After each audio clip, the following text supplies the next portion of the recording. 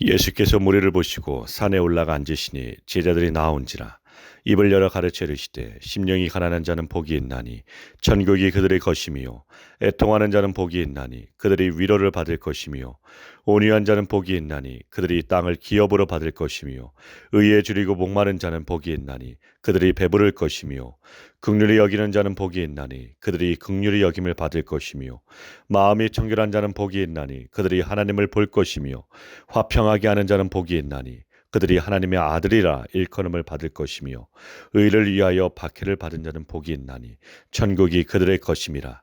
나로 말미암아 너희를 욕하고 박해하고 거짓으로 너희를 거슬러 모든 악한 말을 할 때에는 너희에게 복이 있나니 기뻐하고 즐거워하라. 하늘에서 너희의 상이 큼이라. 너희 전에 있던 선지자들도 이같이 박해하였느니라. 아멘. 성경은 하나님의 말씀입니다. 성경이 하나님의 말씀이라는 뜻은 사람은 하나님의 말씀을 단 하나도 이루어낼 수가 없다는 뜻입니다. 즉, 자기의 힘으로 하나님의 말씀을 이룰 수 없다는 말씀입니다. 하나님의 말씀은 하나님께서 다 이루어내십니다. 그러므로 성경에서 무엇을 하라 하지 말라는 모든 말씀도 하나님께서 친히 이루어내신다는 말씀입니다. 우리의 힘과 능력으로 우리의 의지로 하나님의 말씀을 지킬 수 없다는 것이죠. 즉 하나님의 철저한 은혜와 사랑만이 주님의 말씀을 실천할 수 있습니다. 이러한 내용을 산상수훈 오늘 말씀에서 확인을 하기를 원하는데, 특히 8절 말씀 마음이 청결한 자는 복이 있나니 그들이 하나님을 볼 것이며, 이 말씀의 주제로 함께 나누기를 합니다. 여러분, 안데르센의 우리 동화를 아시는지요? 벌거벗은 임금님은 모르는 사람이 없을 정도로 유명한 우리 안데르센의 동화입니다. 옷을 좋아하는 임금님이 있었습니다. 이 임금님에게 두 제단사가 나타나서 세상에서 가장 좋은 옷감으로 가장 아름다운 옷을 지을 수가 있다고 말합니다. 그런데 제단사들이 못을 박아두기를 이 옷감은 구제불능의 멍청이들에게는 보이지 않는 옷감이라고 말합니다. 임금이 많은 돈을 주고 옷을 만들게 합니다. 그리고 옷이 어떻게 만들어지는지 신하를 보내니 신하의 눈에 제단사들이 옷을 만드는 흉내만 내고 있는데 옷감이 보이지 않는 것입니다. 옷감이 보이지 않는다고 하면 신하들 자기 자신이 구제불능의 멍청이가 되기에 잘 만들어지고 있다고 임금님에게 보고합니다. 이 부분에서 어떤 번역은 마음이 착한 사람에게만 그 옷이 보인다고 하는 번역도 있어요. 결국 이 임금님도 구제불능의 멍청이가 되기 싫어서, 또는 착한 사람이 되기 위하여 그 옷을 입고 거리 행진에 나섰는데 어떤 꼬마가 임금이 벌거벗었다는 이야기를 하게 됩니다.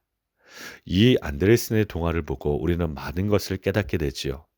오늘 말씀 8절 말씀처럼 마음이 청결한 자는 복이 있나니 그들이 하나님을 볼 것이요 라고 주님께서 말씀하십니다. 복을 받은 사람은 마음이 청결하며 그런 사람은 하나님을 본다고 하십니다. 여러분은 하나님이 보이십니까? 하나님이 보이지도 않는데 하나님이 보이지 않는다고 하면 마음이 청결한 사람이 아니라고 하였기에, 나는 마음이 청결한 사람이라는 것을 사람들에게 보이기 위하여 하나님이 보인다고 하고 살아가지는 않습니까? 마치 벌거벗은 임금님의 동화에 등장하는 사람들처럼 구제불능의 멍청이가 되지 않기 위하여, 또는 착한 사람이 되기 위하여 임금님의 옷이 아름답다고 하는 것처럼 하나님을 보인다고, 또는 하나님을 믿는다고 하지는 않습니까?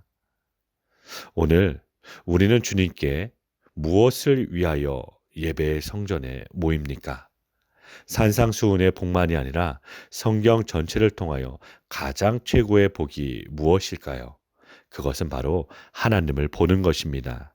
그런데 우리가 교회를 다니면서 여러 가지 봉사와 수고를 하는데 그 결과로 얻는 것이 하나님을 보는 것이 최고의 복이라는 이 말씀에 우리 마음속 깊은 곳에서 진정으로 감사와 기쁨이 솟아나고 있습니까?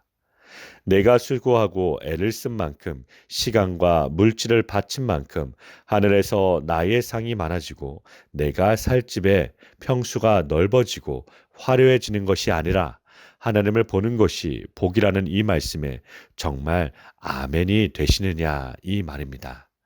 우리가 평소에 생각하는 복음이 성경에서 말하는 복과 무엇이 다른지 말씀을 통해 깨닫기를 합니다. 저와 여러분이 사는 이 세상에서 우리의 영원한 생명이신 하나님의 얼굴을 뵙는 것이 참으로 복이며 성공이라고 말하면 주님을 모르는 사람들이 무엇이라고 말합니까? 아마도 이상한 사람처럼 쳐다볼 것입니다. 그렇다면 교회는 어떻습니까? 우리 교회는 어떤 것을 복으로 여기고 있을까요? 하나님의 얼굴을 뵙는 것을 복으로 여기십니까? 하나님의 얼굴을 구하기 위하여 그것이 목적이 되어 오늘도 이렇게 주님께 예배드립니까? 오늘 본문의 복이 무엇입니까? 마음이 청결한 자는 복이 있나니 그들이 하나님이 볼 것이라고 말씀하십니다. 하나님을 보지 못하는 것은 죄로 인한 것입니다.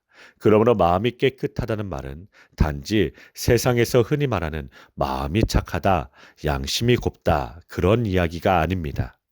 이런 마음들은 세상의 윤리나 도덕이나 어떤 종교라도 다 말하고 있는 내용입니다. 그래서 마음을 비우라고 하고 마음을 깨끗하게 하라고도 하고 심지어 마음 수련을 하는 단체들도 너무나도 많이 생겨나고 있습니다.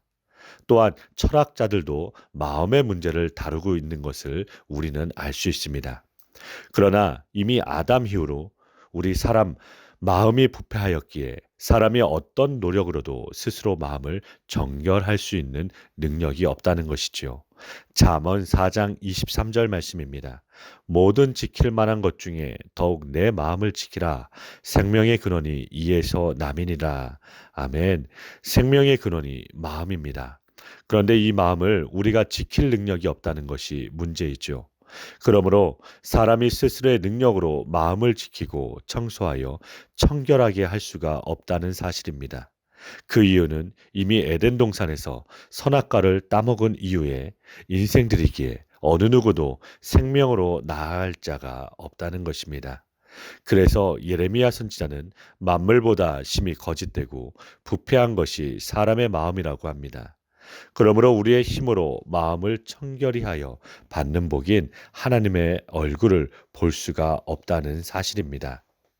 예수님께서 세례 요한의 세례를 받으실 때 하늘이 열리고 하늘에서 음성이 들렸습니다.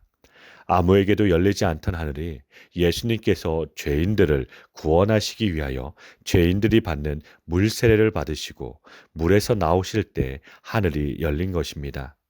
영원한 문이 열리는 것은 만왕의 왕이신 예수 그리스도가 십자가에 죽으시고 부활하심으로 열린 것입니다. 그러므로 이분만이 하늘의 사닥다리가 될 수 있습니다. 요한복음 14장 6절부터 10절 말씀입니다. 예수께서 이르시되 내가 곧 길이요 진리요 생명이니 나로 말미암지 않고는 아버지께로 올 자가 없느니라. 너희가 나를 알았더라면 내 아버지도 알았으리로다. 이제부터는 너희가 그를 알았고 또 보았느니라. 빌립이 이르되 주여 아버지를 우리에게 보여주옵소서. 그러하면 족하겠나이다. 예수께서 이르시되 빌립아 내가 이렇게 오래 너희와 함께 있을 때 너희가 나를 알지 못하느냐. 나를 본 자는 아버지를 보았거늘 어찌하여 아버지를 보이라 하느냐. 내가 아버지 안에 거하고 아버지는 내 안에 계신 것을 네가 믿지 아니하느냐. 내가 너에게 이르는 말은 스스로 하는 것이 아니라 아버지께서 내 안에 계셔서 그의 일을 하시는 것이라. 아멘. 성령님이 임하게 되면 예수님을 알고 믿게 됩니다. 이런 복을 받는 자들은 말씀을 통하여 우리 주 예수 그리스도를 더욱 알기를 소원하게 될 것입니다. 이것이 바로 하나님을 보게 되는 것입니다. 이 놀라운 은혜요, 이 놀라운 축복이 오늘 우리에게도 임하기를 간절히 기도드립니다.